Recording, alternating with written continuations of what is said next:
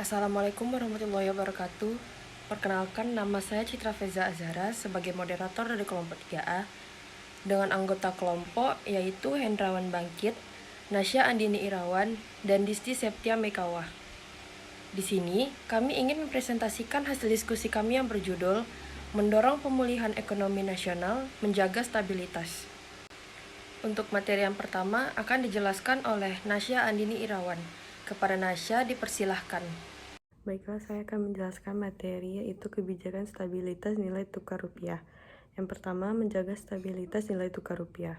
Kehadiran Bank Indonesia di pasar falas domestik dalam melakukan stabilisasi nilai tukar rupiah diperkuat dengan intervensi di pasar forward. Di samping melakukan intervensi di pasar spot, Bank Indonesia juga akan melakukan intervensi di pasar forward guna menyeimbangkan penawaran dan permintaan di pasar forward. Yang kedua, memperkuat pengelolaan likuiditas rupiah.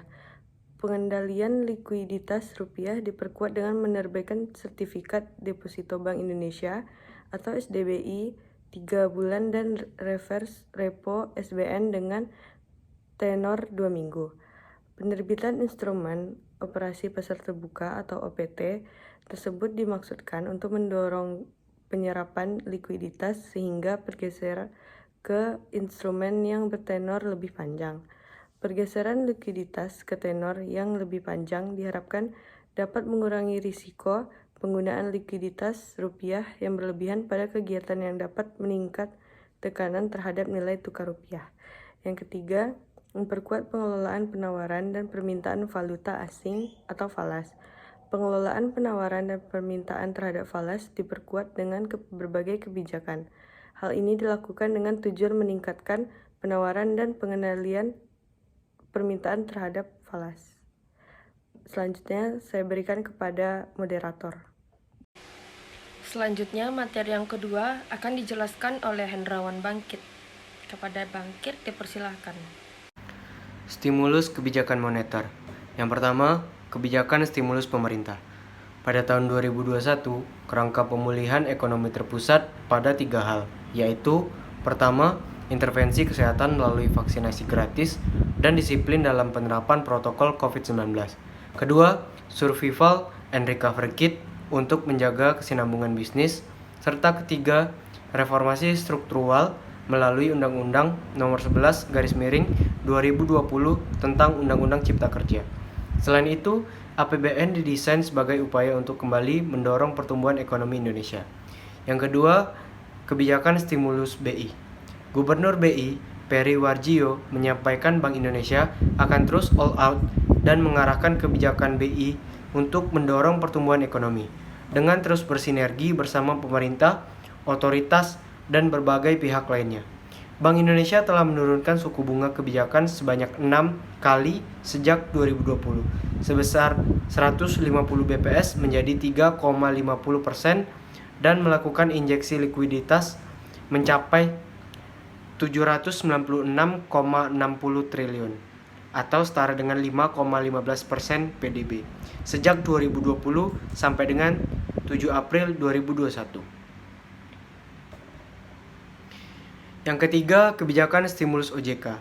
Untuk meningkatkan implementasi kebijakan stimulus lanjutan POJK nomor 48/POJK 03/2020, OJK telah menerbitkan surat nomor 9S-D-19/D03/2021 tertanggal 29 Maret 2021 untuk memberikan penjelasan dan penegasan kepada perbankan.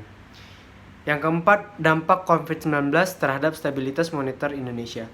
Berdasarkan hasil uji asumsi klasik dan analisis regresi ganda dengan dummy variable, ditemukan fakta penelitian bahwa nilai tukar rupiah dipengaruhi secara signifikan oleh jumlah kasus COVID-19, jumlah kematian akibat COVID-19, jumlah uang beredar M1 dan M2, suku bunga acuan B1 rate, operasi pasar terbuka atau pasar keuangan konvensional dan pasar keuangan syariah, tingkat inflasi, cadangan devisa, indeks saham, serta perbedaan kebijakan penanganan pandemi COVID-19, seperti pembentukan Satgas, kebijakan WFH, kebijakan PSBB, dan kebijakan transisi new normal. Selanjutnya, saya kembalikan kepada moderator. Baiklah, materi yang selanjutnya akan saya jelaskan tentang pelonggaran kebijakan makroprudensial. Bank Indonesia melonggarkan kebijakan makroprudensial dalam bentuk peningkatan rasio loan atau value atau LTV atau rasio financing to value atau FTV untuk kredit properti dan penurunan uang muka untuk kredit kendaraan bermotor. Kebijakan tersebut dilakukan sebagai upaya menjaga momentum pertumbuhan ekonomi. Pokok-pokok perubahan mengenai kebijakan LTV atau FTV dan uang muka meliputi beberapa hal. Di antaranya yaitu perubahan besaran rasio LTV untuk kredit properti atau disebut KP dan rasio FTV untuk kredit properti atau KP syariah.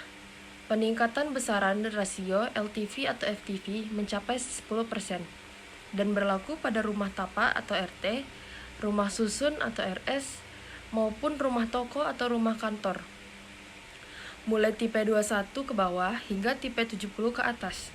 Sementara perubahan terhadap ketentuan uang muka untuk kredit atau pembiayaan kendaraan bermotor atau KKB dan KKB syariah berlaku untuk kendaraan roda 2 dan roda 3 ke atas. Materi yang terakhir akan dijelaskan oleh Disti Septia Mekawa. Kepada Disti dipersilahkan. Baik, terima kasih kepada moderator. Materi selanjutnya yaitu akselerasi digitalisasi sistem pembayaran. Kebijakan sistem pembayaran Bank Indonesia atau BI terus diarahkan untuk mempercepat digitalisasi sistem pembayaran dan akselerasi transaksi ekonomi dan keuangan digital. Kebijakan tersebut bernama BI Fast. BI Fast adalah infrastruktur sistem pembayaran retail nasional yang menawarkan banyak kemudahan. Berikut ini penjelasan lebih lengkap seputar BI Fast dari pengertian hingga cara menggunakannya. BI Fast merupakan salah satu layanan yang dikeluarkan oleh Bank Indonesia yang berguna untuk mempermudah transaksi keuangan di era digital seperti saat ini. Kemudian transaksi merupakan sebuah keharusan. Salah satu cara mempermudahnya dan mempercepat transaksi keuangan yaitu melalui layanan transaksi digital. BI menghadirkan layanan ini untuk menjawab keperluan masyarakat akan layanan transaksi uang yang efisien, cepat, dan tersedia kapan saja. Perlu dipahami bahwa BI Fast ini bukanlah aplikasi khusus, melainkan layanan transaksi keuangan yang akan muncul saat nasabah hendak transfer lewat m-banking atau internet banking. Nantinya setiap transaksi bank yang bersangkutan harus membayar 1.900 ke Bank Indonesia, sedangkan nasabahnya membayar 2.500 per transaksi. Biaya transaksi ini diketahui lebih terjangkau dibandingkan transaksi antar ke bank biasa. Jadi dapat disimpulkan bahwa Bank Indonesia mengeluarkan paket kebijakan stabilisasi nilai tukar rupiah pada tanggal 30 September 2015 sebagai kelanjutan paket kebijakan pada tanggal 9 September 2015. Paket kebijakan lanjutan tersebut difokuskan kepada 3 pilar, yaitu yang pertama menjaga stabilitas nilai tukar rupiah, yang kedua memperkuat pengelolaan likuiditas rupiah, yang ketiga itu memperkuat pengelolaan penawaran dan permintaan valuta asing atau falas. Kehadiran Bank Indonesia di pasar falas domestik dalam melakukan stabilisasi nilai tukar rupiah diperkuat dengan investasi di pasar forward. Di samping melakukan investasi di pasar spot, Bank Indonesia juga akan melakukan investasi di pasar forward guna menyeimbangkan penawaran dan permintaan di pasar forward. SIAP QRIS merupakan program perencanaan pasar dan pusat pembelanjaan yang sehat, inovatif, aman pakai QRIS untuk mendukung pemulihan ekonomi nasional. Komitmen SIAP QRIS Peritel Soloraya dalam Festival Adipati merupakan kelanjutan upaya digitalisasi ekosistem pembayaran yang sebelumnya sudah diterapkan melalui program SIAP QRIS pada pasar tradisional, pusat pembelanjaan, dan UMKM di Soloraya. Terima kasih. Baiklah, hanya segitu yang dapat kami sampaikan dan kami jelaskan. Apabila ada salah kata atau kekurangan, mohon dimaafkan. Kami pamit. Assalamualaikum warahmatullahi wabarakatuh.